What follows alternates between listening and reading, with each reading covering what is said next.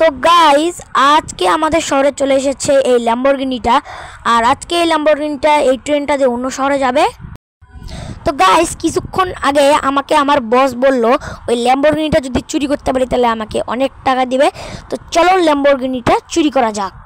তো গাইস আমি এখানে চলে আসলাম আর আমি ওয়েট করি যতক্ষণ না ট্রেনটা শুরু যাচ্ছে।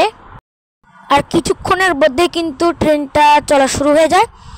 আর আমি ট্রেনটা একটু ফুল স্পিডে হওয়া পর্যন্ত অপেক্ষা করি। আর আমাকে এখন ফুল স্পিডে যেতে হবে। তো এখন আমি কিন্তু বাইকটাকে ফুল স্পিডে চালানোর জন্য একদম রেডি। এখন কিন্তু ট্রেনটাও কিন্তু ফুল স্পিড হয়ে গেছে। এখন কিন্তু আমাকে আমার বাইকটাকে ফুল স্পিডে চালাতে হবে। তো চলো এখন ফুল স্পিডে চালানো যাক।